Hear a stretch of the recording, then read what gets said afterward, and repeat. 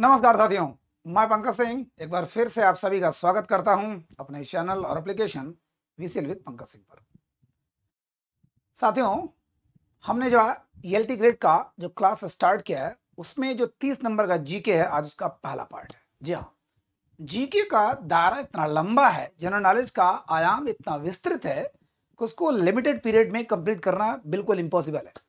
तो हमको साथियों वो तरीका अपनाना है जो कम से कम समय में बहुत सी चीजों को समाहित कर ले। जी हाँ, वैसे भी हमारा ये क्वेश्चन आंसर सीरीज है, लेकिन साथियों एक चीज बता दूं, एक क्वेश्चन में एक एक चैप्टर को समाहित करने की क्षमता रहेगी। जी हाँ, एक एक चैप्टर मतलब एक एक पॉइंट बिल्कुल क्लियर हो जाए ऐसा, ठीक है, वन लाइनर नहीं रहेगा, डिटेल में रहेगा।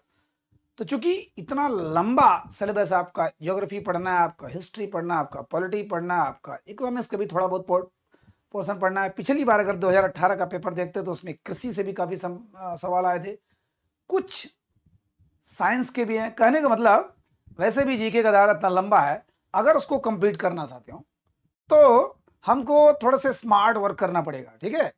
और जितना पढ़ाया जाए उसको रिवाइज करते रहिएगा। अभी थोड़ा समय है, इसलिए इंजॉय करते हुए पढ़िए और याद होता जाएगा। लेकिन साथियों एक चीज बार बार कहूंगा, मैं अपने क्लास में हमेशा बोलता हूं कि 60 नोट्स बनाते चलिएगा। नोट्स माने कि जितना चीज पढ़ा रहा हूं टोटल एक एक लाइन मत लिखिए, तब तो वो बुक हो गई। मैं आपको पीडीएफ देकर के इंप्रेस कर सकता हूं, दुनिया भर की पीडीएफ पड़ी हुई है। आज आज समझ सकते हैं, आज के डिजिटल जमाने में इतनी पीडीएफ पड़ी हुई है, लेकिन मैं नहीं देता जनरली, इसलिए आप लोग थोड़ा बहुत डिस्टर्ब भी रहते हैं कभी कभार। लेकिन मैं बार बार कहूंगा, अगर परीक्षा वास्तव में निकालना चाहते हैं तो थोड़ा बहुत अपना हैंडमेड नोट्स बनाते हुए चलिए, ठीक है।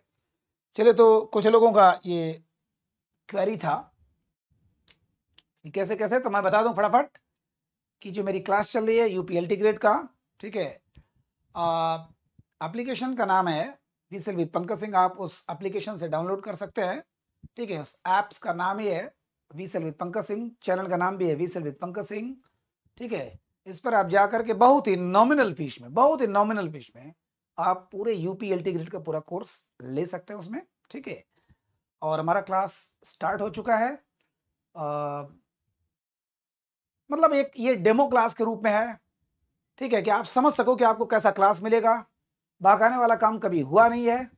90% कंप्लीट करूंगा, लेकिन ईमानदारी से करूंगा, ठीक है। अगर विश्वास आता है हमारे ऊपर, हमारे इस सेंटर के ऊपर, तो जरूर एक बार विजिट करिए, ठीक है।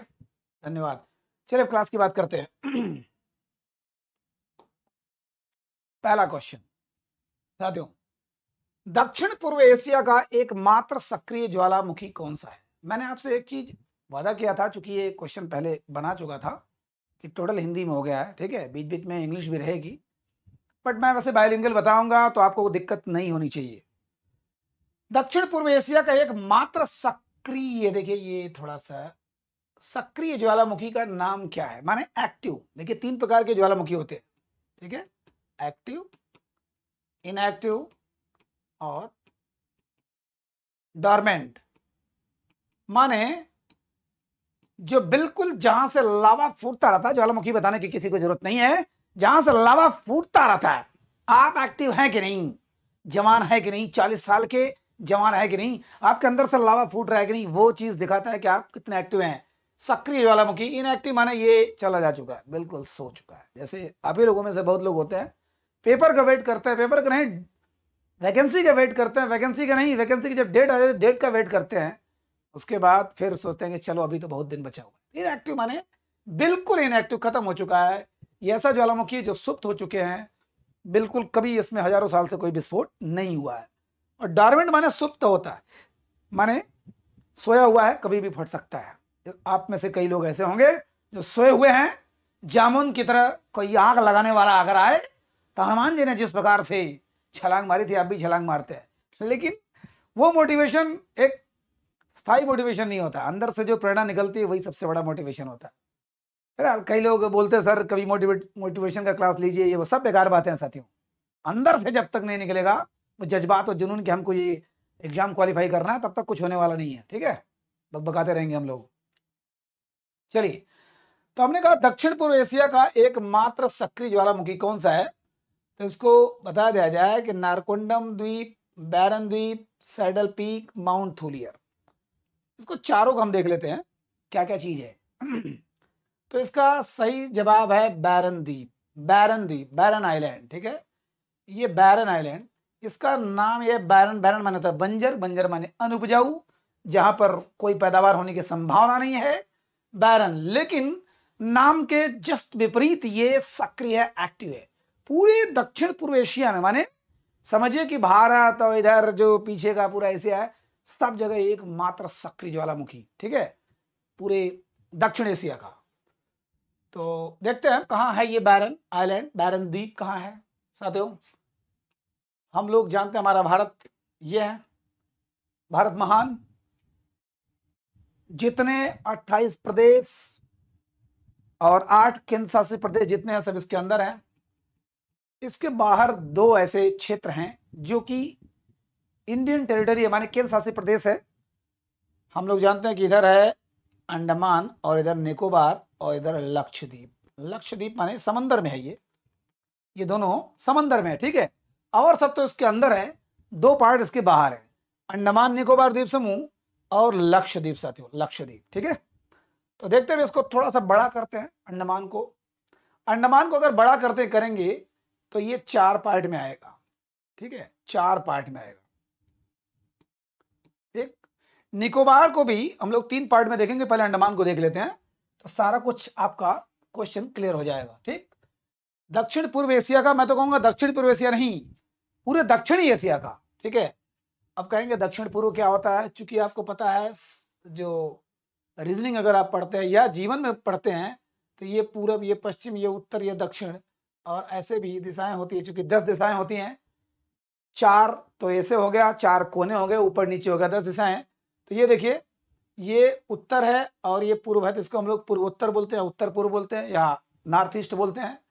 ये दक्षिण है और ये पूर्व है, इसका मतलब साउथ ईस्ट हो गया या दक्षिण पूर्व हो गया। तो इधर दक्षिण पूर्व, देखिए दक्षिण पूर्व एशिया माने जो हमारे भारत अगर यहां पर है तो इसके इधर वाले पोर्शन में जितने देश हैं उन सब में एकमात्र सक्रिय ज्वालामुखी है। लेकिन मैं कहूंगा पूरे दक्षिण माने यहां से भी जितना दक्षिणी एशिया है उसका एकमात्र एक्टिव वॉल्केनो क्या है आपका, बैरन आइलैंड है। अब बैरन आइलैंड कहाँ है थोड़ा सा देखते हैं। अंडमान के 4 पार्ट हैं साथियों, आपने नाम सुना होगा कि काला पानी की सजा दी जाती थी, जहां पर सेलुलर जेल आज भी है, जहां पर अंग्रेजों का एक बर्बरतापूर्वक ऐसा नृशंस, जिसको बोलेंगे हैनेस, इतना जबरदस्त सजा दी जाती थी उनको कि फिर वो कभी लौट न पाए। वहीं समंदर के बीचों बीच, ध्यान दीजिएगा, ये समंदर के बिल्कुल बीचों बीच है, बहुत दूर है।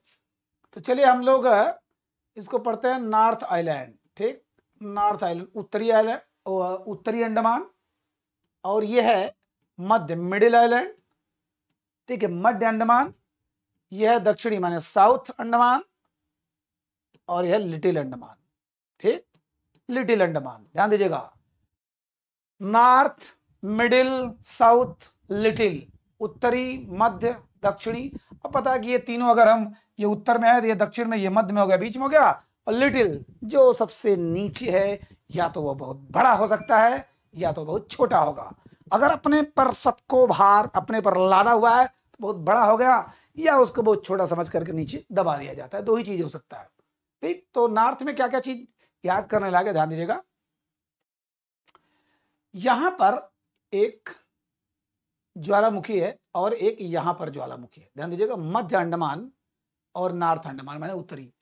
तो यहां का ज्वालामुखी है नारकोंडम। नारकोंडम द्वीप है, माने द्वीप माने आइलैंड है। अब उसी आइलैंड में कभी एक ज्वालामुखी था, जबरदस्त ज्वालामुखी था, लेकिन समय के साथ साथ ये सुप्त हो चुका है, ये डॉर्मेंट हो चुका है, ये बिल्कुल सुसुप्त ज्वालामुखी है, माने आज हजारों साल से बिल्कुल उसमें फूटा उड़ा कुछ नहीं है, न कोई लावा निकला न कहीं से उद्गार निकला। ये वाला जो आइलैंड है इसको हम लोग बोलेंगे, इसको हम लोग बोलेंगे बैरन द्वीप, बैरन आइलैंड। ठीक है, बैरन द्वीप साथियों। अच्छा इंग्लिश में, चलिए अच्छा इंग्लिश में मैं लिखता रहूंगा।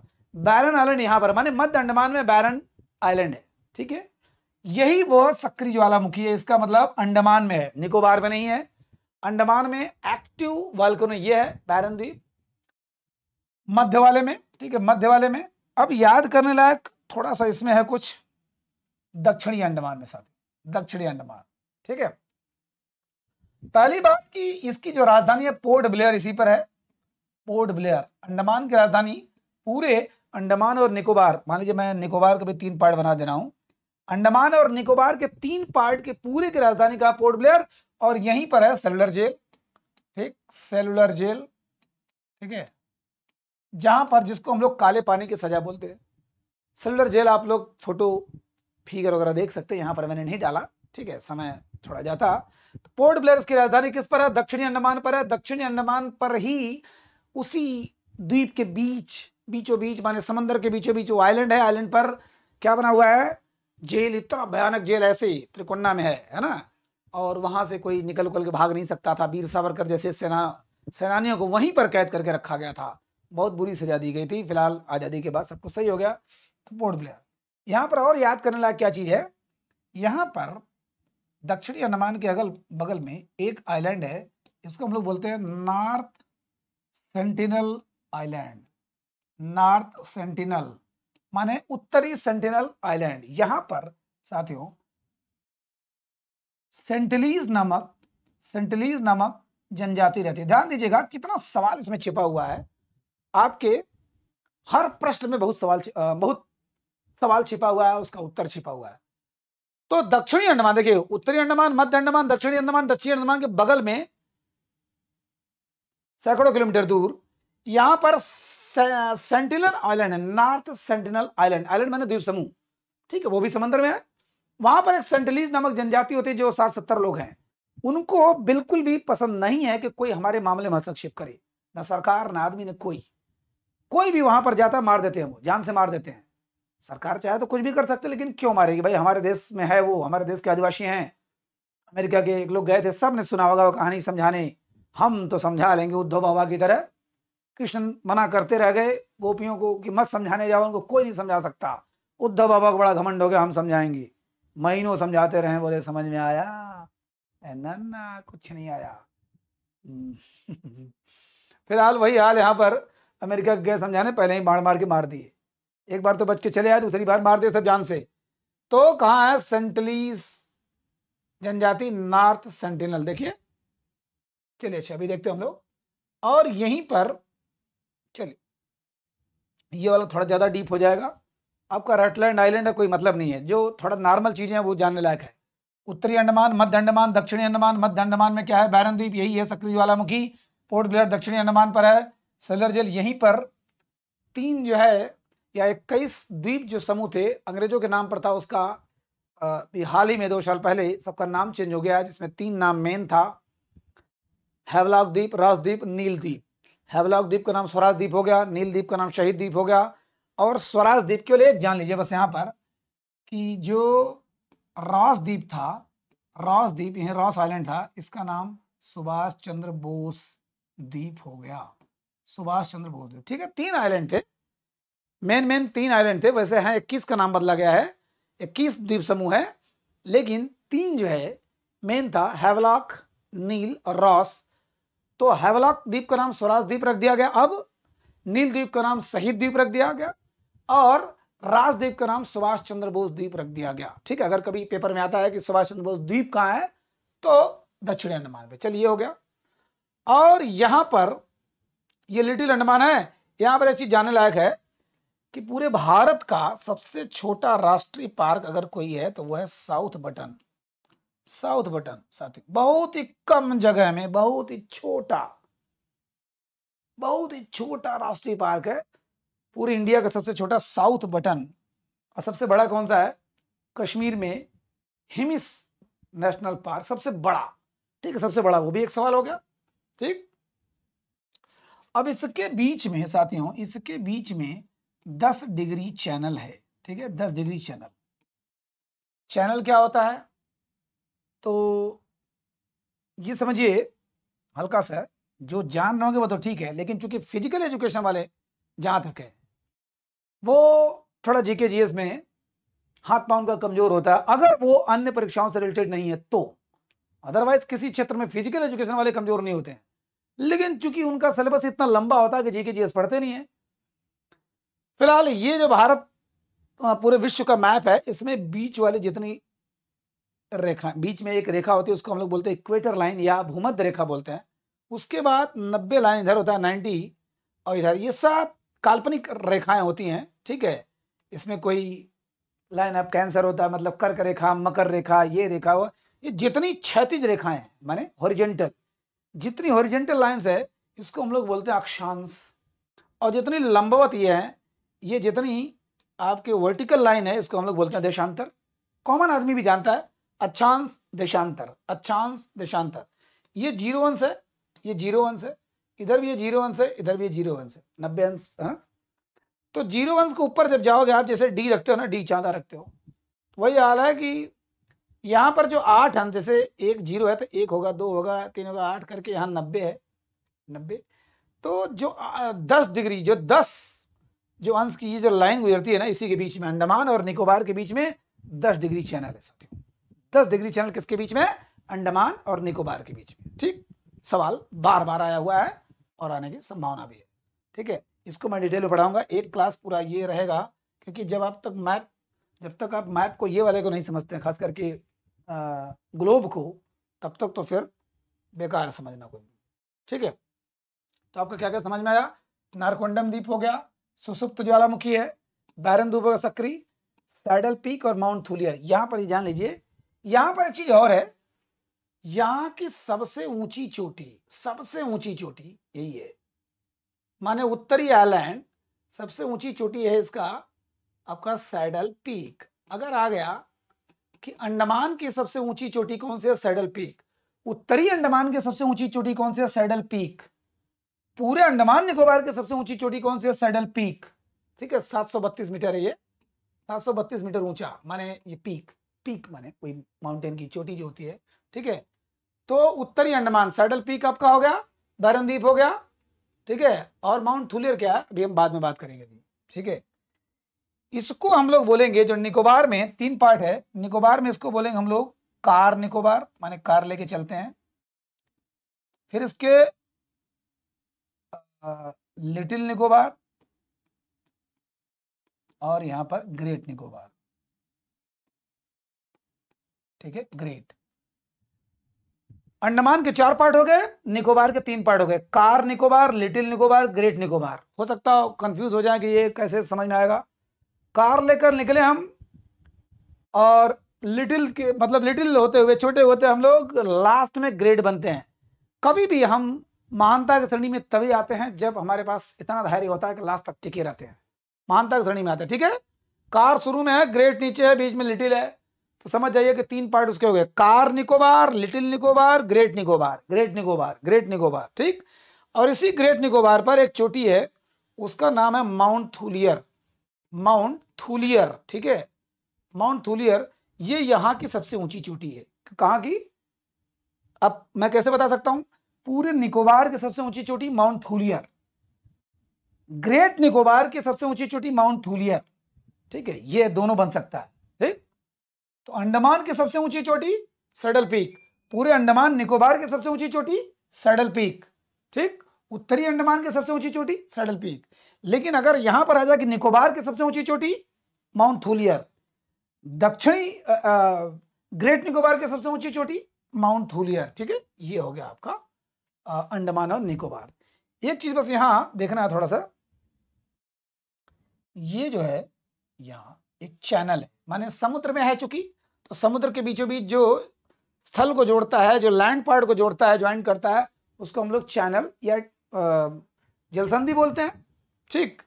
तो यहां पर ग्रेट चैनल है, ठीक है, ग्रेट चैनल, ठीक है। ग्रेट चैनल किसके किसके बीच में? अब आप कहोगे पूरे निकोबार, मैं मैप में नहीं दिखा रहा हूं क्योंकि इससे थोड़ा ज्यादा समझ में आएगा। हाँ, इसके बाद आप अगर मैप को सर्च करते हैं तो ज्यादा बेटर है, चाहे आप गूगल मैप पे करिए चाहे जहां करिए। Car Nicobar, little Nicobar, great Nicobar. लेकिन जब आप इसके नीचे जाते हैं तो एक देश आपको मिलता है, वो है इंडोनेशिया। इंडोनेशिया मतलब 2 तरीके से 3 तरीके से सवाल बन सकता है। निकोबार द्वीप समूह और इंडोनेशिया के बीच में कौन सा चैनल है? Great channel. ग्रेट निकोबार और दक्षिणी मतलब इंडोनेशिया के बीच में कौन सा चैनल है? Great channel.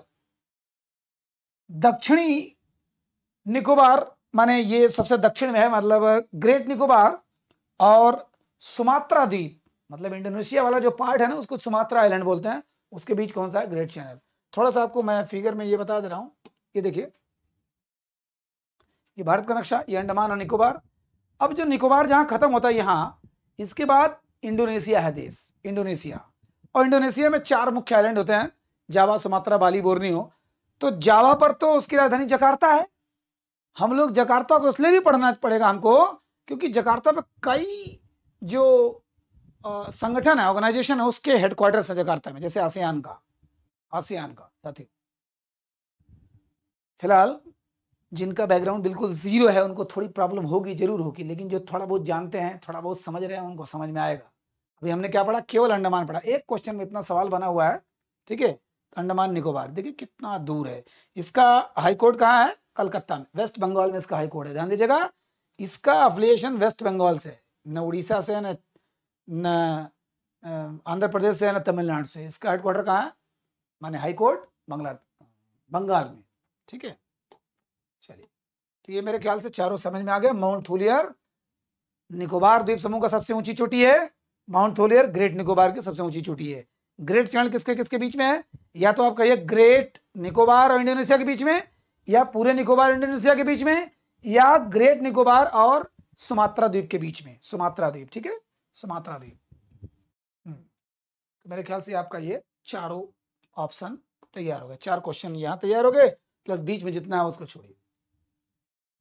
अब देखिए, अभी मैं बता दिया तो ये भी क्वेश्चन आपका तैयार हो गया।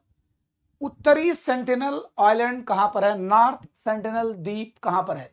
अभी मैंने बता दिया, अंडमान में है कि निकोबार में है, दक्षिणी अंडमान में है, लिटिल निकोबार में, ठीक है। अभी मैंने क्या बताया? ये अंडमान, उत्तरी, मध्य, दक्षिणी और लिटिल। तो हमने बताया था दक्षिणी के पास यहीं पर है नॉर्थ सेंटिनल आइलैंड, जहां पर सेंटिनलीज नामक जनजाति रहती है, जहां पर उसको बिल्कुल पसंद नहीं है। मात्र 60-65 लोग हैं, लेकिन उनको बिल्कुल भी अपने पारंपरिक संगीत हो, चाहे जितने भी उनका सिस्टम है, उसमें बिल्कुल इंटरफेयर बर्दाश्त नहीं करते वो शख्सियत, ठीक है, मार देते हैं जान से। तो उत्तरी sentinel island, north sentinel island कहाँ है? अंडमान में है।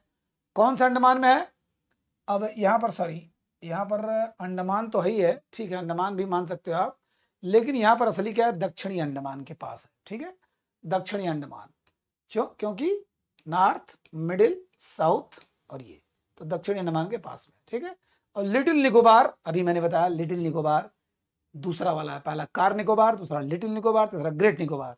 Car Nicobar, little Nicobar, great Nicobar, ठीक है। तो ये चीज आपका क्लियर हो गया, 2 क्वेश्चन आपका क्लियर। अब आता है 3, 8 डिग्री चैनल किन 2 क्षेत्रों को, देखिए कभी कभी थोड़ी सी मिस्टेक हो जाती है, किन 2 क्षेत्रों को, है ना। 8 degree channel connects up with those of the parts, माने किन पार्ट्स को वो कनेक्ट करता है या सेपरेट करता, अलग करता है। अब उसको चाहे जोड़ने को कहिए, जैसे मान लीजिए ये जल है, ये जल है, ठीक है। अब यहाँ पर अब आप कहिए तो जोड़ रहा है तो तोड़ रहा है, दोनों को अलग भी यही कर रहा है, दोनों को जोड़ भी यही रहा है, ठीक है। तो किन 2 पार्टों को अलग करता है? तो अभी देखते हैं, लक्का द्वीप, मिनी काय, मालदीव, मिनी द्वीप, मालदीव, न्यूगिनी। अब आपको समझ में आएगा नहीं, तो फिर से एक बार देख लेते हैं, वही चीज सेम, क्योंकि दोनों पर हमने क्या सर्च किया। भारत का नक्शा ऐसा नहीं है, हमारी माता जी के जो पैर हैं वो बड़े स्ट्रांग हैं, बड़ी मजबूती से दृढ़ है। इतने वर्षों का, 1192 में तराइन का द्वितीय युद्ध हुआ, पृथ्वीराज चौहान हारने वाले हमारे अंतिम भारतीय राजा थे। उसके बाद आक्रमण हुआ मोहम्मद गोरी का, सब चलते रहे, मारते रहे, तोड़ते रहे, माँ हमारी झेलती रही, मस्कराती रही, तड़पती रही, रोती रही, लेकिन हार नहीं मानी, और लास्ट में हार नहीं मानूंगा। अटल जी की ये कविता है, थोड़ी सत्य होती है, तो माँ के ऊपर तो इतना पतला नहीं जितना मैंने बना दिया, ठीक है। फिलहाल तो यहाँ पर ये आइलैंड है, 3 भागों में विभक्त है, ठीक है, 3 भागों में, माने इसका नाम है लक्षद्वीप। ध्यान दीजिएगा, इधर अंडमान निकोबार, इधर लक्षद्वीप। तो लक्षद्वीप में क्या है? तीन मुख्य मुख्य आइलैंड का ग्रुप है ये, ऐसे ऐसे आइलैंड है, ठीक है, तीनों का अलग अलग नाम है। और यहाँ पर एक देश है साथियों, मालदीव। मालदीव हम लोग सार्क पढ़ेंगे तो देखेंगे मालदीव, ठीक है, मालदीव। यहाँ पर श्रीलंका है, ये सब जानते हैं। मालदीव यहाँ पर जिसकी राजधानी माले है, उसके ऊपर दूसरा है लक्कादीव, ठीक है, लक्कादीव। स्पेलिंग देखिए मत देखिएगा, स्पेलिंग मिस्टेक हो सकता है। और इधर है अमेनीदीव, लक्कादीव और तीन इसके पार्ट है, अमेनीदीव, लक्कादीव और ये है जी हाँ मिनिकॉय, मिनिकॉय द्वीप। माने लक्षद्वीप जिसका हम लोग नाम सुनते हैं साथियों, जस्ट आजादी के बाद यहां पर दोनों में भिड़ंत हो गई। पाकिस्तान, चूंकि पाकिस्तान ये है, पाकिस्तान ने अपना जहाज भेजा कि जल्दी से जाओ, वहां पर आदिवासी रहते हैं, वहां पर तुरंत कब्जा करो। लेकिन वल्लभ भाई पटेल का योगदान था, इधर से इन्होंने भेजवाया और जल्दी से जल्दी इधर से जहाज पहुंचे और यहां पर जा करके भारतीय झंडा फहरा दिया। 1 मिनट की बात, लंबी कहानी है। भारतीय झंडा फहरा दिया, पाकिस्तान वाले इधर ही आए, देखे अरे बाप रे बाप, तो झंडा लहर रहा है, निकल लो, धीरे से निकल लिए। मात्र आधे घंटे का लेट होता तो लक्षद्वीप हमारे हाथ से चला गया होता, ठीक है। इतनी लंबी कहानी मैंने 1 मिनट बता दिया।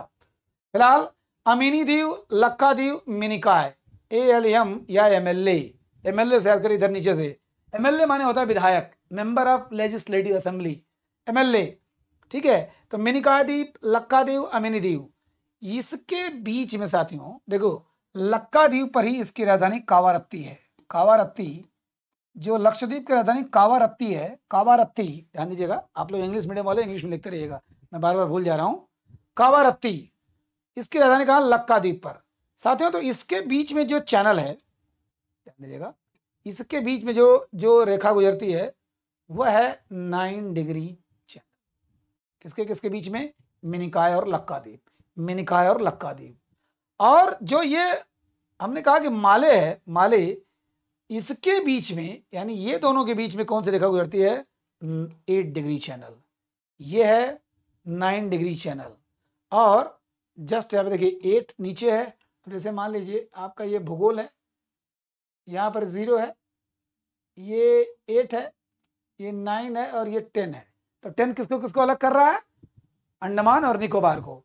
तो हम मान लीजिए यहाँ पर 9 हो गया, ये वाला 9 हो गया, 9 डिग्री, और 10 डिग्री जो है इधर अंडमान और इधर निकोबार, ठीक है। 8, 9, 10।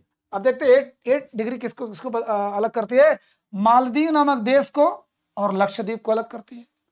मालदीव नामक देश को या मिनिकॉय द्वीप को अलग करती है। मिनिकॉय द्वीप किसका पार्ट है? लक्षद्वीप का ही पार्ट है। मालदीव नामक देश को पूरे लक्षद्वीप से अलग करती है। मालदीव नामक देश को मिनिकॉय द्वीप से अलग करती है और मालदीव नामक देश को भारत से अलग करती है। माने कौन सा channel? 8 degree channel. 8 degree channel सबसे नीचे है। 9 डिग्री चैनल लक्षद्वीप के दो बीचों पार्ट से निकलती है, मिनिकॉय और लक्काद्वीप। मिनिकॉय और लक्काद्वीप, देखो मिनिकॉय और लक्काद्वीप 9 डिग्री चैनल। और जो 10 डिग्री चैनल क्या है? अंडमान निकोबार। Andaman Nicobar 10 degree channel. माने 8, 9, 10 आपका क्लियर हो गया। अब देखिए लक्काद्वीप, मिनिकॉय, लक्काद्वीप, मिनिकॉय, जी हाँ ये आपका सही आंसर है। मिनिकॉय मालदीव, मिनिकॉय मालदीव के बीच में 8 डिग्री चैनल। कौन सा पूछा? अच्छा 8 डिग्री पूछा, सॉरी, तो ये गलत है। मिनिकॉय और मालदीव के बीच में, जी हाँ मिनिकॉय और ये मालदीव के बीच में 8 डिग्री चैनल, ये सही आपका है।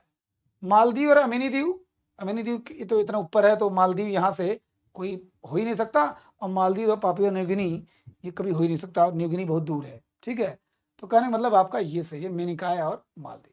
तो कितने द्वीप हैं लक्षद्वीप में? MLA आए, M से मिनिकॉय, L से लक्काद्वीप, A से अमीनीदीव।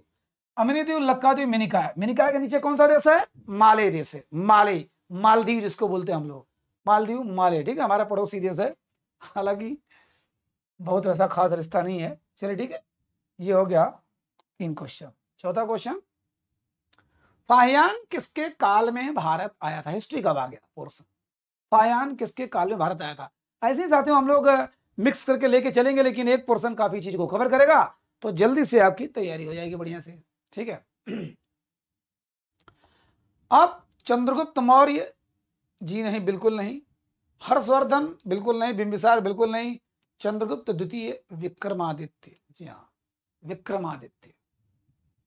थोड़ा सा जान लेते हैं थोड़ा थोड़ा सबके बारे में। चंद्रगुप्त मौर्य साथियों सब लोग जानते हैं ये चाणक्य के शिष्य थे। चाणक्य माने उनका नाम क्या था? विष्णुगुप्त, जी हाँ। और क्या नाम था?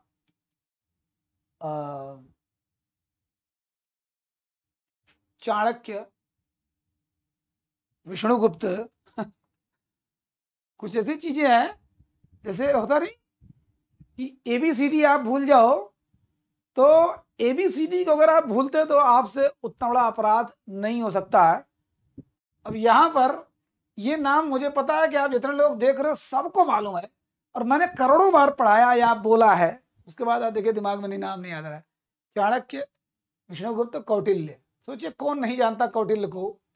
लेकिन चूंकि कुटिल थे, कुटिल माने इनका इनका नाम रख दिया गया था कुटिलता की वजह से, जबकि कुटिल वह पॉजिटिव सेंस में थे, नेगेटिव सेंस में नहीं थे, पॉजिटिव एकदम।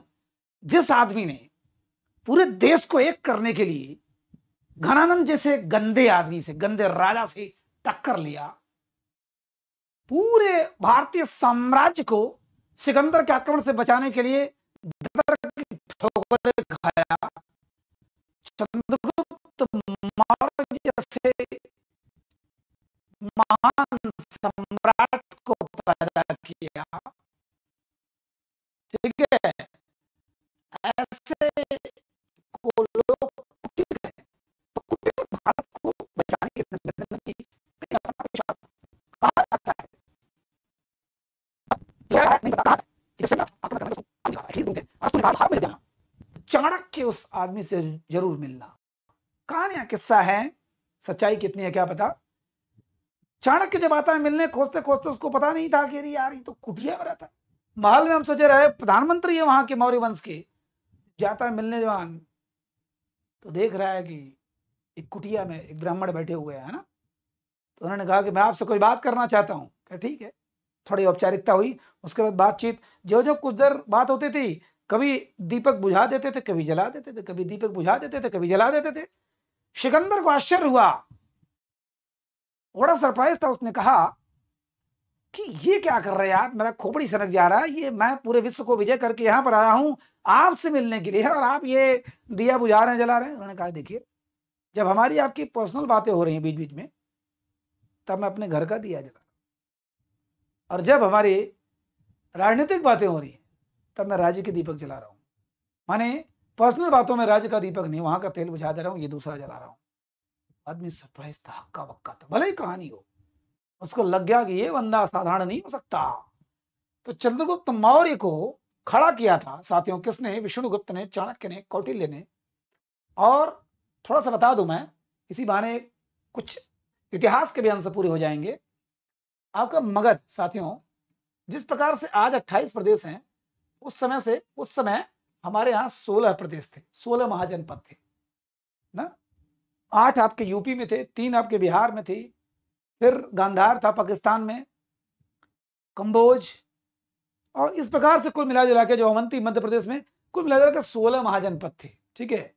आपका कुरु था, पांचाल था, है ना, आपका मगध था, और वैशाली था। माने अगर मैं सबसे मजबूत को 16 सबसे मजबूत कर नाम लूं तो ये मगध वंश था, जो बिहार का अंग मगध, वैशाली, अंग मगध वैशाली, यूपी 8 थे। आपका कुछ होगा वत्स है, आपका कोशल है। इसको बहुत ज्यादा डिटेल में नहीं पढ़ा रहा हूं, बस खाली जान लीजिए, खाली नाम जानिए। हरेक वंश, दूसरा था शिशुनाग वंश, तीसरा था नंद वंश। तो नंद वंश को जानना। मगध वंश में इन तीनों वंशों ने राज किया सैकड़ों साल तक। हरेक वंश में दो मेन थे। पहले थे बिंबिसार साथियों। बिंबिसार का नाम इसलिए ले रहा हूं कि गड़बड़ा जाएंगे आप लोग। बिंबिसार और अजातशत्रु। अजातशत्रु साथियों, जयशंकर प्रसाद ने चार, चूंकि छायावाद के चार महास्तंभ माने जाते हैं हिंदी में, मैं सब मिक्स कर रहा हूं, थोड़ा ध्यान दीजिएगा, जहां नोट करना हो आपको जरूर नोट करिएगा। छायावाद के चार स्तंभ माने जाते हैं, पंत जी, निराला जी, महादेवी वर्मा जी और जयशंकर प्रसाद। जयशंकर प्रसाद ने चार नाटक लिखा था, ध्रुवशामिनी, अजातशत्रु, चंद्रगुप्त, स्कंदगुप्त। ध्रुवशामिनी, अजातशत्रु, चंद्रगुप्त, स्कंदगुप्त। तो ये अजातशत्रु वही था। अजातशत्रु हमारे देश में किसको कहा जाता है? डॉक्टर राजेंद्र प्रसाद को। डॉक्टर राजेंद्र प्रसाद प्रथम राष्ट्रपति को अजातशत्रु कहा जाता है, सब नोट करिएगा। बिंबिसार और बिंदुसार अलग थे, तो ये बिंबिसार थे, ये अजातशत्रु, इन्होंने अपने बाप की हत्या कर दी। फिलहाल सब बड़ी लंबी कहानी है मगध का, यहां पर कोई ऐसा नाम नहीं है, केवल एक शिशुनाग नाम मेन था। और यहां पर साथियों एक नाम था महापद्मनंद। महापद्मनंद बहुत पैसे वाला, हम लोग गिनती गिनते हैं ना, लाख करोड़, 10 करोड़, अरब, 10 अरब, खरब, 10 खरब नील, 10 नील पदम, 10 पदम संख। तो पदम माने बहुत पैसा वाला, गाड़ा रहता था, हर जगह गाड़ा रहता था। महापद्मनंद के 8 पुत्र थे, और आठों में आठवां जो था वो था घनानंद। जो इतिहास पढ़ाया जाता हमको, बहुत ही गंदा राजा, साम्राज्य में नंगा चलने वाला राजा, समझिए, हमेशा सुरा और सुंदरी में मस्त रहने वाला राजा, साम्राज्य को चरणों की धूल समझने वाला, जनता को कीड़े मकोड़े समझने वाला, माने बहुत गंदा था। और इसने कहानियों में जो बताया जाता है, क्योंकि एंशिएंट हिस्ट्री कोई फैक्ट चीज बिल्कुल नहीं बताती है, कहीं न कहीं से वो मिक्स सब है, तो बताया था कि इन्होंने चाणक्य की दुर्गति की थी, उनका शिखा खींचा था, चोटी खींचा था, बेइज्जती किया था, उनका इंसल्ट किया था, उनके बाप चाणक्य को मारा भी था। तो इन्होंने कसम खाया था कि मैं तुम्हारा विनाश करूंगा। फिर वही चाणक्य चंद्रगुप्त मौर्य जैसे छोटे बच्चे को लेकर तैयार करते हैं तक्षशिला विश्वविद्यालय। साथियों तक्षशिला, तक्षशिला पूरे संसार का सबसे प्रथम विश्वविद्यालय बना था। सोचिए, लॉर्ड मैकाले इंग्लैंड का 1823 के संसद में, वहां संसद पटल पर जब रिपोर्ट रखता है भारत के बारे में, क्या बोलता है कि हम भारत में शिक्षा लेकर जाएंगे, भारत में शिक्षा देने का प्रयास करेंगे, जहां पर एक एक यूनिवर्सिटीज में 28-28 सब्जेक्ट चलाए जाते हैं। दुनिया का सबसे पहला विश्वविद्यालय तक्षशिला विश्वविद्यालय, आज खंडहर है, पाकिस्तान में है। दुनिया का सबसे बड़ा विश्वविद्यालय नालंदा विश्वविद्यालय, आज खंडहर है, हालांकि बहुत कुछ बचा हुआ है।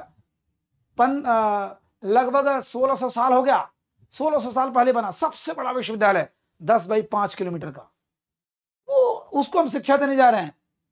तो तक्षशिला कहां था? वहां, मतलब मैकाले भी मानता था, बस खाली हमको गफलत में रखा गया कि हमारे यहाँ शिक्षा नहीं थी, हम अनपढ़ थे, गवार थे।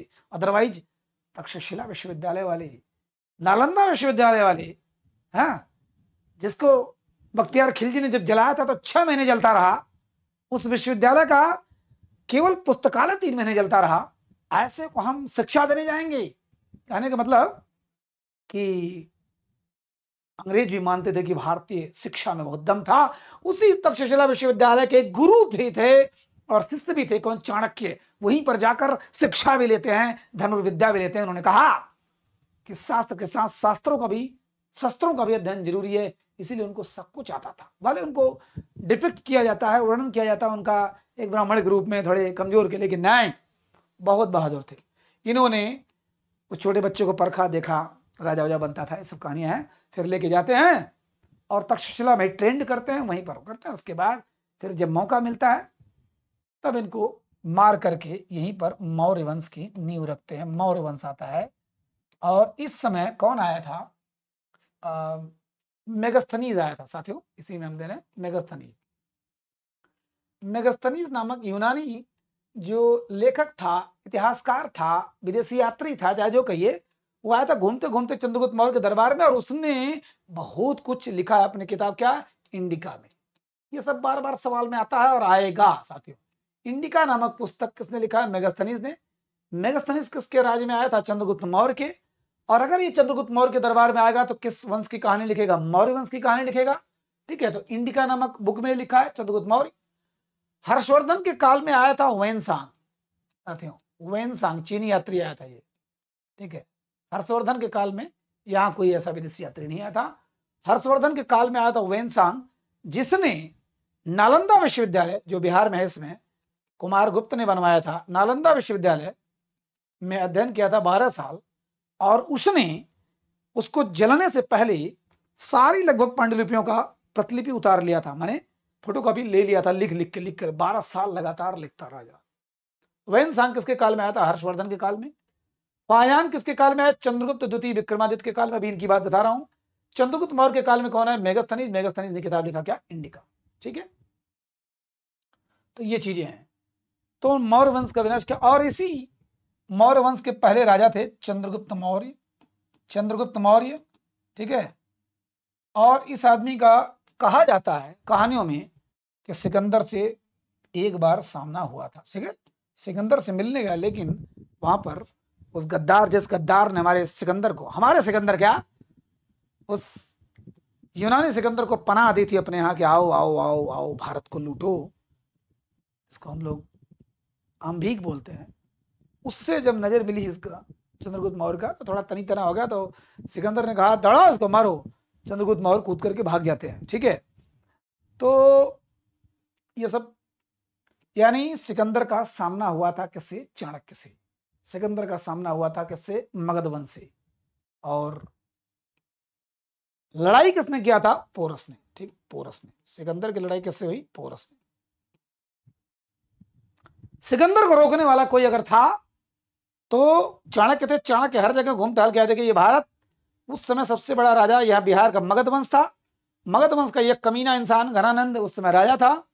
और चंद्रगुप्त इन्होंने बड़ा रिक्वेस्ट किया कि कम से कम हमारी बेइज्जती कर दो चलेगा, लेकिन भारत माँ की बेइज्जती मत करो, थोड़ा मदद करो, सिकंदर आ रहा है। लेकिन इस घराने ने एक नहीं सुना, कहा हट यहाँ से, भाग यहाँ से, तुम ब्राह्मण, हम बौद्ध धर्म मानने वाले, हिंदू धर्म नहीं मानते हैं। फिलहाल चले गए फिर। लेकिन चाणक्य ने इधर उधर सारा चीज कर करके चले, फिर पोरस को तैयार किया। पोरस पंजाब के राजा थे। सिकंदर इधर से आता है, यूनान से आता है। और यहीं पर साथियों, रावी नदी के तट पर भयंकर युद्ध होता है। उसको हम लोग क्या बोलते हैं? सॉरी, झेलम नदी के तट पर, सॉरी, झेलम का नाम पुराना था वितस्ता। उसी झेलम नदी के किनारे वितस्ता का युद्ध होता है, भयंकर युद्ध होता है, जिसमें पोरस को 80 घाव लगते हैं, पकड़ा जाता है। पोरस सिकंदर के सामने लाया जाता है। सिकंदर पूछता है कि बताओ क्या किया जाए तुम्हारे साथ? पोरस ने कहा है कि वीर जैसा वीर के साथ व्यवहार करता है वैसा करो। तो कुल मिलाकर सिकंदर और पोरस की लड़ाई हुई थी। सिकंदर कहाँ के राजा थे? पंजाब। पंजाब कहाँ है? आप देख सकते हैं, पंजाब यहाँ है। देखिए ये पंजाब है, ये पंजाब। और ये देखिए जो नदी है, 6 नदियों का जो संगम है, सिंधु की जो 6 नदियां हैं, सिंधु, झेलम, चिनाब, रावी, व्यास, तो ये झेलम नदी है। ये झेलम, ये देखिए, ये इतनी बड़ी नदी सिंधु नदी ये है, सबसे बड़ी नदी। और ये झेलम दूसरी वाली नदी है जो कश्मीर से निकलती, झेलम। इसी झेलम नदी के किनारे इधर से सिकंदर आया था, और इधर से हमारे पोरस ने, ये देखिए पंजाब का पोरस जाकर के लड़े थे। पोरस हालांकि हार गए, बाद में फिर दोनों मित्र भी हो गए। ठीक है, तो ये साथियों बड़ा लंबा होता जा रहा है, लेकिन बहुत सवाल को समेटे हुए है। अगर मैं इसको मैराथन क्लास कहूँ, हाँ, अभी 5 घंटे का बना दूं, सब बहुत कुछ खत्म कर दूं, लेकिन फिर आपको याद नहीं होगा, मजा नहीं आया। इंजॉय करते हुए चलिए। ठीक है, तो ये चीजें समझ में आ रहा है। नालंदा विश्वविद्यालय कहाँ है? बिहार में। तक्षशिला विश्वविद्यालय कहाँ है? ये पाकिस्तान में। ठीक है, पाकिस्तान में आज भी उसका खंडहर है। ठीक, तो अब आते हैं मेन पॉइंट पर, जो आपका प्रश्न का उत्तर है। माने फाह्यान किसके काल में आया था? चीनी यात्री आया था, चंद्रगुप्त द्वितीय विक्रमादित्य के काल में आया था। ये साथियों वही विक्रमादित्य हैं जिनको, चलिए अब कहानी दूसरी आ जाएगी, लेकिन इनकी छोटी सी कहानी बता दूं। जो समुद्रगुप्त थे साथियों, समुद्रगुप्त, गुप्त वंश में पहले आए श्रीगुप्त घटोत्कच, उसके बाद आए चंद्रगुप्त प्रथम। चंद्रगुप्त प्रथम के बेटे थे समुद्रगुप्त। इस समुद्रगुप्त को कहा जाता है 100 युद्धों का विजेता। 100 युद्धों का विजेता, 100 युद्धों का विजेता। और क्या कहता है? Winner of the 100 Wars. और क्या कहा था इनको? भारत का नेपोलियन। भारत का नेपोलियन, कितना गंदा शब्द है, लेकिन चलो ठीक है, क्योंकि ये इतने साल पहले हुए थे, ये 300 ईस्वी में थे, 1700 साल पहले हुए थे। नेपोलियन अभी 200 साल पहले हुआ। तो कितना गंदा पहल है, लेकिन ठीक है, हमको उल्टा कहा जाता है, हमारी आदत पड़ी हुई है।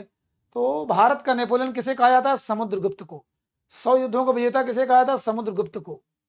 और समुद्रगुप्त के 2 बेटे थे, रामगुप्त बड़ा बेटा था और चंद्रगुप्त द्वितीय, विक्रमादित्य ये 2 छोटे बेटे थे। ठीक है। रामगुप्त कायर आदमी था। इन्हीं की पत्नी का नाम था दुर्वाश्वामिनी। ठीक है, दुर्वाश्वामिनी, जिसके बारे में नाटक लिखा है जयशंकर प्रसाद ने। दुर्वाश्वामिनी इनकी पत्नी थी, लेकिन इसको शक था कि इन दोनों का थोड़ा चक्कर है, हमसे प्रेम नहीं करती है हमारी पत्नी, हमारे भाई से प्रेम करती है। ठीक है। तो एक बार हुआ क्या, कुछ विदेशी हूण जो थे, या ये कहिए शक लोग आक्रमण करते हैं, मतलब समुद्रगुप्त के गुप्त वंश पर, जो ग्वालियर का। अब सोचिए, मगध वंश बिहार में था, बट गुप्त वंश मेन था हमारा उज्जैनी, माने जो मध्य प्रदेश है वहां पर राज करा था। तो मध्य प्रदेश में हमला करके इसको हरा दिया, चूंकि बड़ा भाई था, राजा था, हरा दिया था। तो इसने कहा कि मुझे छोड़ दो। इसने कहा एक शर्त पर छोड़ूंगा, तुम्हारी पत्नी बहुत खूबसूरत है, उसको हमको सौंप दो। ये कहा कि ले जाओ भाई, ले जाओ, वो मेरी है ही नहीं, किसी और की है, लेके जाओ, जो करना हो करो, लेकिन हमारे राज्य को छोड़ दो। अब इनको पता चला, तो ये जाके इनसे बोली, भाई चंद्रगुप्त भाई, मतलब जो भी कह समझिए कि ऐसी सी बात है। चंद्रगुप्त ने कहा कि ये संभव नहीं है कि हमारे साम्राज्य की स्त्रियों को बलि पर चढ़ाया जाए। ये साड़ी पहन कर जाते हैं दुर्वाश्वामिनी का, और उस शक राजा के पास जाते हैं, वहां स्टेज पर हत्या करते हैं। ठीक है, कुछ और आने के बाद कहानी में मिलता है दुर्वाश्वामिनी के कि इनको भी हत्या कर देते, फिर बाद में इनसे शादी कर लेते हैं। हालांकि शादी वाली कहानी कहीं भी नहीं है, इन्होंने दर्शाया हुआ है, किसने? जयशंकर प्रसाद ने। इनसे शादी हो जाती है, जो भी कहानी रही हो, 1700 साल पुरानी कहानी है। तो यही चंद्रगुप्त द्वितीय विक्रमादित्य जब राजा बनते हैं तो इनके नवरत्न होते हैं साथियों। नवरत्न सबसे पहले इन्होंने ही रखा था, माने 9 ऐसे लोग, जिसमें मुख्य थे क्या? कालिदास, और दूसरे थे धनवंतरी साथियों, और तीसरे थे क्या नाम था? वैज्ञानिक वारामिहिर। 9 का नाम मैं नहीं लिख रहा हूं, 9 का नाम आपको कोई जानने की जरूरत नहीं है, मुझे याद है, लेकिन आपको कोई जानने की जरूरत नहीं है। धन्वंतरी जैसा चिकित्सक हमारे भारत में क्या संसार में बहुत कम हुए। धन्वंतरी उस समय सोचिए 1750 साल पहले शल्य चिकित्सा करते थे, माने ऑपरेशन करते थे, बहुत ही बेहतरीन। और कालिदास तो फिर, हाँ, जिनकी कहानी है जिस पेड़ पर बैठे थे उसी को काट रहे थे, फिर विद्योत्तमा से चैलेंज हुआ, कैसे कैसे वो जीत गए, पंडितों ने मूर्ख बना के उनको जितवा दिया। फिर उनकी पत्नी को पता चला कि ये मूर्ख है, उनको भगा दिया। फिर जाके काली माँ की आराधना करते हैं, फिर उनको थोड़ा सा ज्ञान होता है, फिर अपने अध्ययन करते हैं, फिर संसार का सबसे बड़ा संस्कृत का साहित्यकार बनते हैं, संसार का। इन्होंने कौन कौन सी किताबें लिखी हैं? मालविकाग्निमित्रम, मेघदूतम, कुमार संभवम, और ये अभिज्ञान शाकुंतलम, मालविकाग्नि, है ना। तो ये चीजें हैं। चलिए मैं लिख दे रहा हूं इसमें, क्योंकि ये सारा चीज आपको आ सकता है। ठीक, इनका क्या है? मालविका और अग्निमित्र की कहानी है, मालविकाग्निमित्रम। ठीक है, मालविकाग्निमित्रम, मेघदूतम, ये सब नोट करिएगा। मेघदूतम, कुमार संभवम। ठीक है, कुमार संभवम यानी कालिदास के अगर आ गया रचना, इनमें से कौन नहीं है? कुमार संभवम, मेघदूतम, मालविकाग्निमित्रम, और आपका अभिज्ञान शाकुंतलम। ठीक है, शकुंतला और दुष्यंत की कहानी, अभिज्ञान शाकुंतलम। ठीक है, मेघदूतम, कुमार संभवम, रघुवंशम, माने ये 4-5 चीज तो कम से कम नाम याद रखिए। मालविकाग्निमित्रम, मेघदूतम, कुमार संभवम, अभिज्ञान शाकुंतलम, सबसे बेहतरीन इनकी ये मशहूर है, और ये मालविकाग्निमित्रम। ठीक है, और रघुवंशम तो भगवान राम के बारे में है। ठीक, कालिदास। धन्वंतरी बहुत बड़े शल्य चिकित्सक। वारामिहिर साथियों बहुत बड़े वैज्ञानिक थे, और इन्होंने आज भी जो चीज बना के दिया है, आज भी याद किया जाता है भारत में। क्या? मेहरौली जो दिल्ली में है, मेहरौली सब लोग जानते हो कि मेहरौली स्टेशन भी है। जब वहां उतरते हो तो आप कुतुब मीनार देखने जाते हो, तो वहां पर है लौह स्तंभ, आयरन पिलर। मेहरौली का आयरन पिलर, लौह स्तंभ। ठीक है, माने लोहे का।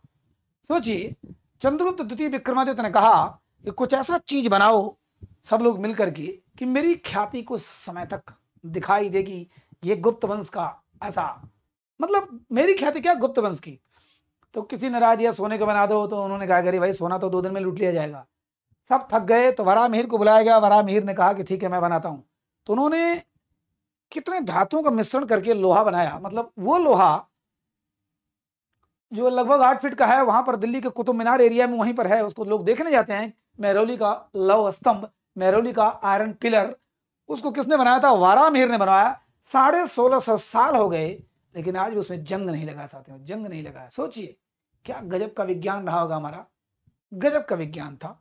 न्यूटन ने 1600वीं ईस्वी में दिया गुरुत्वाकर्षण का सिद्धांत, जबकि भास्कराचार्य जी ने 11वीं शताब्दी में ही बता दिया था गुरुत्वाकर्षण का सिद्धांत। लेकिन हम हैं, वो है। ठीक है, तो ये हो गया। चंद्रगुप्त द्वितीय विक्रमादित्य के दरबार में कौन थे?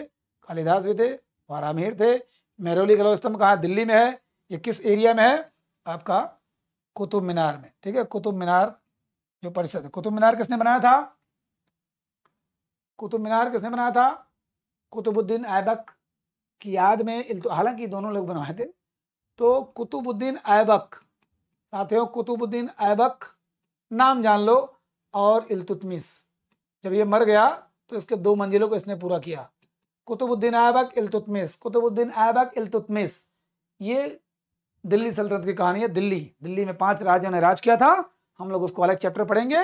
ठीक है, तो इतना कंफ्यूज मत होइएगा, जानिएगा कि वारामिहिर ने मेहरौली का लौह स्तंभ बनाया था जो आज भी है। ये मेहरौली कहाँ क्षेत्र में? कुतुब मीनार वाले क्षेत्र में। कुतुब मीनार को किसने बनाया? कुतुबुद्दीन ऐबक और इल्तुतमिश, इसी की बिटिया थी रजिया सुल्तान, जो देश की पहली महिला सुल्तान कही जाती है, जबकि थी नहीं साथियों, कही जाती है, थी नहीं। ठीक है, सुल्तान थी, साम्राज्ञी नहीं थी। ठीक, चलिए तो 4 क्वेश्चन 5 क्वेश्चन में इतना कुछ हो गया, कोई बात नहीं। किस राष्ट्रीय आंदोलन को नेतृत्व विहीन आंदोलन कहा जाता है? थोड़ा पानी पी लें।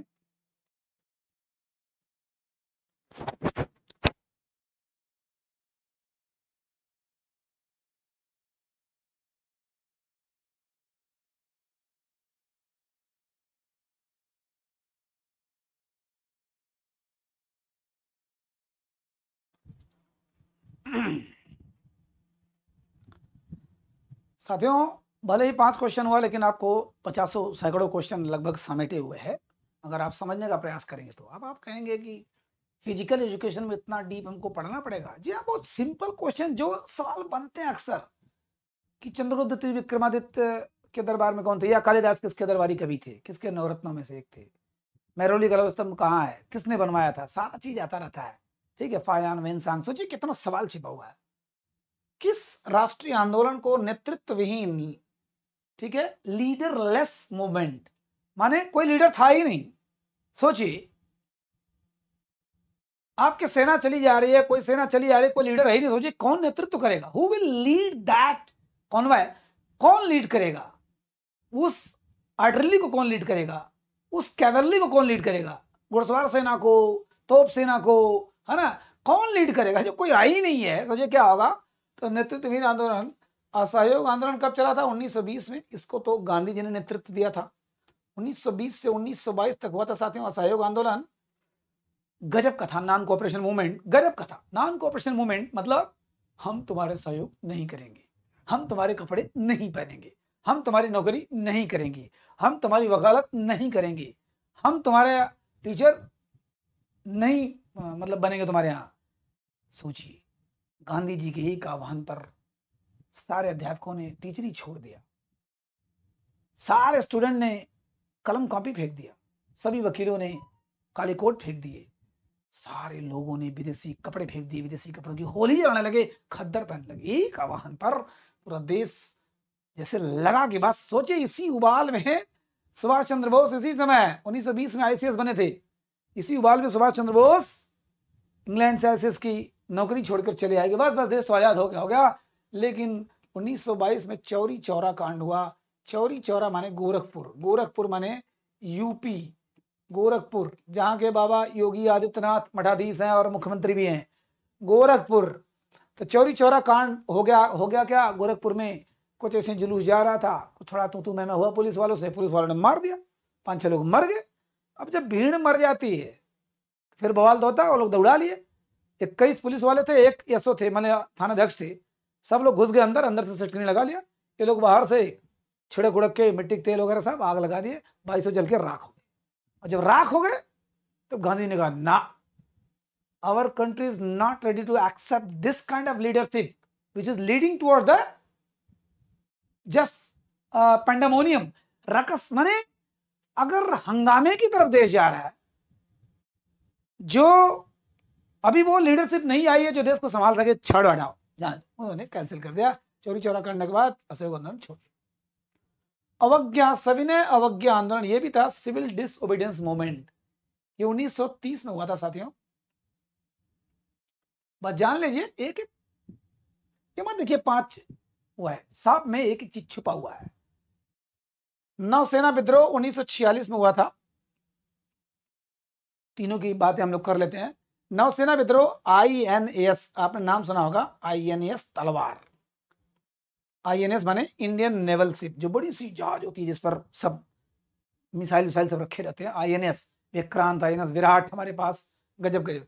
तो INS तलवार के लोगों ने गंदे कपड़ा गंदे खाना के नाम पर आंदोलन कर दिया था, नौसेना ने विद्रोह कर दिया था, बाद में शांत कराया गया। 1946 में हुआ था, ठीक है। नौसेना INS तलवार के कर्मचारियों ने, वहां के भारतीय कर्मचारियों ने। अवज्ञा आंदोलन क्या था?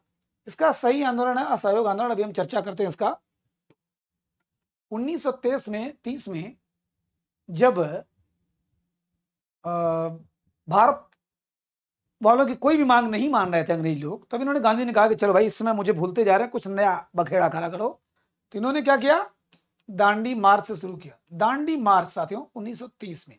दांडी मार्च माने, अब ये भारत है, ध्यान दीजिएगा, इधर देखिए भारत, ये गुजरात, तो समझ लीजिए यहां साबरमती आश्रम है जहां पर इनका आश्रम था, और यहां समंदर किनारे दांडी है। तो यहां से यहां तक लगभग 350 किलोमीटर, यहां से यहां, यानी साबरमती आश्रम से लेकर दांडी तक इन्होंने 72 लोगों को लेकर, 78 लोग, सॉरी माने अपने को लेकर के 78 लोग थे, 78 लोगों को साथ लेकर के यहां से चले। और यहां सोचिए कब चले थे, 12 मार्च को चले थे और 6 अप्रैल को पहुंचते हैं, माने 24 दिन में पहुंचते हैं।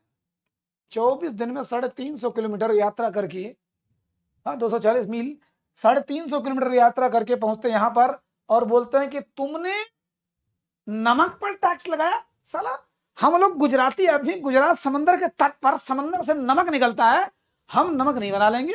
गए और वहां पर अपने से नमक बनाया, माने मुट्ठी से उठाया और बताया कि अब हम खुद नमक बनाएंगे, टैक्स नहीं देंगे। तो दांडी मार्च, हम अवज्ञा करेंगे, माने आपकी आज्ञा का उल्लंघन करेंगे। अभी तक तुम सविनय असहयोग करते, सहयोग नहीं करेंगे, अभी तक हम आपकी अवज्ञा करेंगे, मारेंगे पीटेंगे नहीं, अवज्ञा करेंगे, सिविल डिसओबीडियंस करेंगे। ओबीडियंस माने आज्ञाकारी, डिसओबीडियंस माने अवज्ञाकारी। तो इन्होंने कहा कि हम बनाएंगे, खुद बनाएंगे। इन्हीं को देखी देखा पूरे देश में नमक कानून तोड़ा गया, ठीक है। तो ये इन्होंने शुरू किया, जिसको देख करके अंग्रेज खौल गए। और क्या बोला उन्होंने, इस गंदिया नाम के खिलाड़ी को यहां बुलाओ, कहां, इंग्लैंड बुलाओ। उन्होंने कहा कि एक तो ऐसे गोला का मेज बनाओ, बड़ा सा, खूब बड़ा सा, चूंकि जब टेबल ऐसे लगा रहता है तो यहाँ जो बैठता है विशेष होता है, यहाँ जो बैठता है विशेष होता है, यहाँ वाले सब नॉर्मल होते हैं। तो इसमें लगता है कुछ पार्शियलिटी की जा रही है, पक्षपात किया जा रहा है। इसने कहा कि गोला करो, इसको हम लोग इंग्लिश में बोलेंगे राउंड टेबल कॉन्फ्रेंस। सोचिए इसी में सब छिपा हुआ, राउंड टेबल कॉन्फ्रेंस माने गोल मेज सम्मेलन, गोल मेज सम्मेलन, ठीक, गोल मेज सम्मेलन, ठीक है। गोल मेज माने गोल मेज के सामने आओ, गांधी जी सब लोग बैठेंगे, अंबेडकर जी आओ, जितने लोग और लोग हैं सब आओ, है ना, हिंदू महासभा के लोग आओ, बैठ करके चर्चा करो। क्यों ऐसा ड्रामा कर रहे हो यार, ये वो नमक समक बना के क्या उखाड़ लोगे, ठीक है। तो 1930 में पहली बार इंग्लैंड में, लंदन में हुआ round table conference. Round table conference माने गोलमेज सम्मेलन 1930 में हुआ, दिसंबर में, ठंडी में। एक तो वहां ठंडी होती है, दूसरे दिसंबर में। गांधी जी ने तो गए neither Gandhi event nor Congress member, any Congress member, माने कांग्रेस के पार्टिसिपेंट्स गए ही नहीं। अंबेडकर जी तीनों में गए थे, ध्यान देना, अंबेडकर जी तीनों के तीनों सम्मेलन में गए थे, 3 सम्मेलन हुआ था। फिर जब 1930 में सब कुछ बेकार हो गया, गांधी जी आए नहीं, कांग्रेस आया नहीं, तो पूरे देश का नेतृत्व तो कांग्रेस कर रहा था, आंदोलन दिखावे के रूप में, असली नेतृत्व तो अंदर से हमारे जाबाज सिपाही कर रहे थे। तो 1930 में हुआ कि गांधी जी को बुलाया जाए भाई, नहीं तो कुछ नहीं होगा। तब 1931 में गांधी इरविन समझौता हुआ। गांधी इरविन कौन था उस समय का, समझ लो, राष्ट्रपति, वायसराय। ये वायसराय था जो आज का राष्ट्रपति, उस समय का वायसराय था। गांधी जी और इरविन में समझौता हुआ कि भैया हम तुम्हारी कुछ मांगों को मान लेते। इन्होंने 11 मांग रखी, कहा भगत सिंह को भी छोड़ देते, एक आध बार बोला। तो माने समझौता हुआ किसमें, इरविन में और गांधी में। इरविन माने वायसराय, वायसराय माने आज का राष्ट्रपति, और गांधी माने गांधी जी। दोनों में हुआ, गांधी माने कांग्रेस, और दोनों में समझौता हुआ क्या, चलो कुछ तुम मानो कुछ हम माने।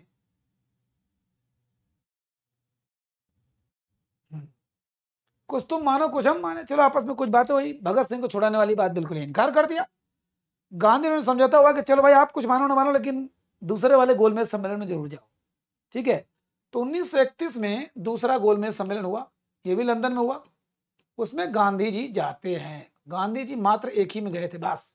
यहां पर भी अंबेडकर जी से थोड़ा लफड़ा हो गया।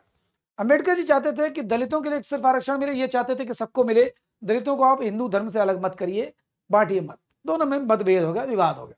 गांधी जी वहां से छटक के निकल लिए, वो भी फ्लॉप हो गया। और तीसरा बार 1932 में हुआ था, इसमें भी, ये भी लंदन में हुआ, इसमें भी कांग्रेस नहीं गई थी। माने ना तो इसमें कांग्रेस गई ना तो इसमें गई, केवल गांधी जी दूसरे में गए थे, कांग्रेस दूसरे में गए थे, ठीक है। तो ये था अवज्ञा आंदोलन, सविनय अवज्ञा आंदोलन। अब आता हमारे प्रश्न का उत्तर। प्रश्न का उत्तर साथियों, कि नेतृत्वहीन आंदोलन भारत छोड़ो आंदोलन, ये था। भारत छोड़ो आंदोलन कब चला था, 1942 में। गांधी जी ने नारा दिया क्या, पहली बार खौले थे, डू और डाई। इन्होंने कहा करो या मरो, पहली बार।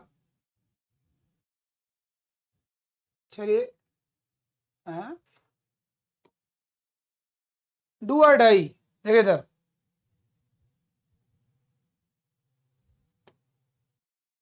क्या बात है। चलो भाई, डू और डाई, ठीक है, करो या मरो। कुछ और लोग भी स्लाइड बदल देते हैं, कोई बात नहीं, हमारा काम आसान हो जाता है। गांधी जी को इतनी बार तड़पाया गया, मारा पीटा तो गया ही था, जो भी किया गया था, लेकिन उनको लगा कि ऐसे आराम से छोड़ने वाले लोग नहीं है। तो उन्होंने कहा अंग्रेजों भारत छोड़ो, भारत छोड़ो आंदोलन। उनका डू और डाई, करो या मरो, माने मरो माने मैं नहीं मरूंगा। उन्होंने अंग्रेजों के लिए करो, आजादी दो, नहीं तो हम लोग अब मरेंगे। लेकिन इस आंदोलन के पहले ही 9 अगस्त 1942 को आंदोलन जब चालू हुआ, 9 अगस्त 1942 को आंदोलन चालू, उसके पहले ही सारे नेताओं को, मेन नेताओं को गिरफ्तार कर लिया, सबको गिरफ्तार कर गया। जी हाँ, किसी को यरवदा जेल में, किसी को आगा खां पैलेस में। देखो अब यहां पर गांधी जी को आगा खां पैलेस, पूरा में आगा खां, ठीक है, पैलेस माने महल था, उसमें गिरफ्तार कर लिया गया। इनकी पत्नी को भी गिरफ्तार करके रख दिया गया, सबको, यहां तक कि कस्तूरबा गांधी इसी समय जेल में मर भी गई। सारे बड़े बड़े नेता, चाहे नेहरू हो चाहे गांधी हो चाहे, सबको जेल में बंद कर दिया गया। यहाँ तक कि गांधी ने अनशन किया कि मुझे छोड़ो नहीं तो मैं जान दे दूंगा, खाना पीना छोड़ दिया। सब लोग अंग्रेज कहे बस बहुत हो गया, ये बुढ़वा जो है टकलावा इतना परेशान करता है, इसको मर जाने दो। लकड़ी पकड़ी, चंदन वंदन का सब रख लिए, मरना है मरना, तब तक एक बैग। गांधी जी कहते हैं सभा स्थगित, अनशन खत्म, मैं मरने वाले इतने आसानी से नहीं हूं। गांधी जी बहुत चालू थे। तो कहने मतलब सारे नेता जब कैद थे तो नेतृत्व विहीन तो हो ही गया, लीडरलेस मूवमेंट तो हो ही गया, कोई नेतृत्व नहीं था, ठीक है। ये एक क्वेश्चन और लेते हैं, देखते हैं, बस एक क्वेश्चन और लेते हैं, काफी लंबा हो गया, थक गए होंगे। बाबर ने अपने आगमन के समय भारत का सबसे महान राजा किसको बताया था, ठीक है। तो चूंकि बाबर यहां पर कब आया, 1526 में, साथियों 1526 में आया, ठीक है। इसके पहले एक चीज बता दूं, दिल्ली सल्तनत जिसको अभी मैंने बताया था, कि कुतुबुद्दीन ऐबक दिल्ली सल्तनत में 5 राज्य हुए थे। 5 राज्य नहीं, 5 वंश हुए थे। ठीक है, 5 वंश हुए थे दिल्ली सल्तनत में। तो जब 1191 में पृथ्वीराज चौहान जीते, मोहम्मद गोरी हारा। पृथ्वीराज चौहान जीते, गोरी हारा, लेकिन 1192 में पृथ्वीराज चौहान हार गए, मोहम्मद गोरी जीत गया। अब आपने फिल्म में भी देखा होगा, कहानी पढ़ा होगा, पृथ्वीराज चौहान संयोगिता ये वो लफड़ा फड़ा, और लास्ट में गजनी ले जाकर मार दिया गया पृथ्वीराज चौहान को। ठीक, या गोरी को मार दिया गया। 4 बांस 24 गज अंगुल प्रमाण था, ऊपर सुल्तान है मच्चू को चौहान, सब कहानी हम लोग बहुत सुन चुके हैं। तो यहाँ के बाद हम लोग गुलाम हो गए। तो यहाँ पर कौन वंश आया? गुलाम वंश आया। ठीक है, गुलाम वंश आया। अब गुलाम वंश में कुतुबुद्दीन ऐबक था, इल्तुतमिश, रजिया सुल्तान थे, बलबंत ये सब लोग थे। दूसरा आया खिलजी वंश। साथियों, जो आपने मूवी पद्मावत में देखा होगा, अलाउद्दीन खिलजी, पद्मावती, रानी पद्मावती कहानी 1303 में जो चित्तौड़ में जो जौहर हुआ था, वो इसी कहानी है, खिलजी वंश। फिर उसके बाद आया तुगलक वंश, ध्यान देना, तुगलक वंश। फिर उसके बाद आया सैयद वंश। फिर उसके बाद आया लोधी वंश। ये लोधी वंश का अंतिम राजा था इब्राहिम लोधी। ठीक है, इब्राहिम लोधी। इस लोधी को हरा करके, मार करके बाबर यहाँ पर 1526 में पानीपत का प्रथम युद्ध होता है। पानीपत का प्रथम युद्ध होता है। पानीपत कहाँ है? हरियाणा में।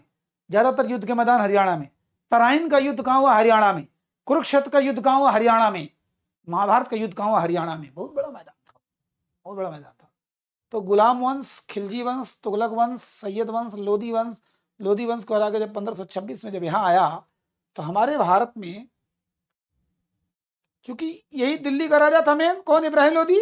इसको जब हरा दिया, मार दिया, तो बाबर यहाँ का राजा बन गया। लेकिन उसने जब देखा पूरे देश में घूम करके सबसे बेस्ट राजा किसको पाया, तो दक्षिण भारत के राजा थे कर्नाटक। यहाँ पर कर्नाटक के राजा थे कृष्णदेव राय। ठीक है, कृष्णदेव राय। उस समय दक्षिण भारत के ये राजा थे, महान राजा थे। संगम वंश, सालू वंश, तुलु वंश। ठीक है, और ये वंश का नाम था विजयनगर साम्राज्य। साथियों, विजयनगर साम्राज्य। विजयनगर कहाँ है? हम्पी में, माने कर्नाटक में। तो विजयनगर साम्राज्य बहुत ही महान शासन था। आज भी अगर लोग जाते हैं कर्नाटक में, तो विजयनगर का जो खंडहर उसको देखने हम्पी का जरूर जाते हैं। तो विजयनगर साम्राज्य, साथियों, एक क्लास में बहुत कुछ हो रहा है।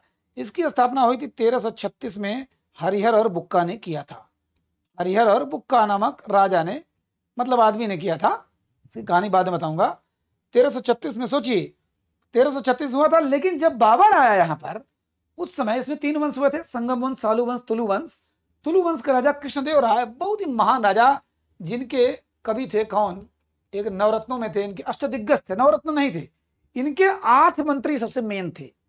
चंद्रगुप्त द्वितीय विक्रमादित्य के 9 रत्न थे, अकबर के 9 रत्न थे, और शिवाजी के अष्ट प्रधान थे, माने उनके 8 थे। उनके अष्ट दिग्गज थे, 8 दिग्गज में थे इनके तेनालीराम। आपने नाम सुना होगा, तेनालीराम, माने कॉमेडी में जिस प्रकार से अकबर के बीरबल थे। कृष्णदेव राय बहुत ही महान राजा। तो बाबर ने कहा सबसे महान राजा कृष्णदेव राय को बताया था। तो थोड़ा इनको भी देख लेते हैं। जब अंतिम क्वेश्चन आई है, 1-1.5 घंटे का जब क्लास हो ही रहा है, तो क्यों नहीं इनको भी देख लेते हैं। ठीक है, राणा सांगा।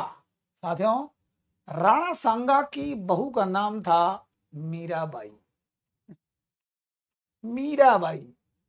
राणा सांगा। साथियों, जब 1526 में बाबर आता है, कहा जाता है, बहुत बदनाम किया जाता है मेवाड़ के राजपूतों को। क्यों? क्योंकि वहां से कोई नहीं जीत पाया। अकबर जैसा राजा भी जीत नहीं पाया, वैवाहिक संबंध बनाया, जीत नहीं पाया कभी। एक बार धोखे से हमला किया था जब उदय सिंह भागे थे। उदय सिंह ही एकमात्र ऐसे कायर माने जाते हैं, जबकि इतिहास को सही बताएं, बड़े बड़े इतिहासकार कहते हैं कि ग्रह तोड़ा मरोड़ा गया है, लेकिन मैं फिर भी मान रहा हूं उदय सिंह कायर थे, भागे थे। उस समय चोरी से, मतलब 30,000 लोगों का कत्ल अकबर करके गद्दार साबित हुआ था राणा प्रताप की नजरों में। तो एक बार हुई, अदरवाइज मेवाड़ियों को कोई हरा नहीं पाया, इसीलिए इनको बदनाम किया था कि इन्होंने ही बाबर से बोला था कि आओ इब्राहिम लोदी को हराओ, आओ दिल्ली में, तुम तो काबुल में हो इस समय, आओ दिल्ली में हराओ। लेकिन ऐसा कोई प्रमाण नहीं है। तो राणा सांगा बहुत ही, ये एक आंख के काने थे, एक पैर से लंगड़े थे, लेकिन फिर भी इतना बहादुर इंसान राणा सांगा। राणा सांगा इनकी ही बहू थी माँ मीराबाई। ठीक है, इब्राहिम लोदी को हमने देखा ही, हरिहर बुक्का को हमने क्या देखा, 1336 में इन्होंने बनाया विजयनगर साम्राज्य। और विजयनगर साम्राज्य कहाँ है, दक्षिण भारत का सबसे मजबूत साम्राज्य कहाँ है, हम्पी में, माने कर्नाटक में। और इसी का राजा थे कौन, कृष्णदेव राय, कृष्णदेव राय। ठीक है, बस करते हैं, लंबा हो गया, मैं भी थक गया। देखिए, जब मैराथन क्लास अगर 5-7 घंटे का लेना होगा, आप एंजॉय करके थोड़ा आनंद से पढ़ाएंगे, चाय की चुस्की भी लेते रहेंगे। बड़े मैं रात में लगभग 12 बजे बना रहा हूँ, ये 12 बजे मेरा क्लास रात में ही होता है साथियों। अगर रिकॉर्डेड क्लास रहेगा रात में रहेगा, लाइव रहेगा तो वही 9-10 बजे से रहेगा। ठीक है, चलिए, जैसा लगा जरूर बताइएगा, जरूर से जरूर बताइएगा कैसा लगा, कमेंट करिएगा। ठीक है, लेकिन लगा अच्छा कि बुरा लगा, बट आपके फायदेमंद की चीज़ें बहुत सी चीज़ें हैं। ठीक, अच्छा लगा हो तो उसको शेयर करिए, चैनल को सब्सक्राइब करिए, और जो मर्जी वो करिए।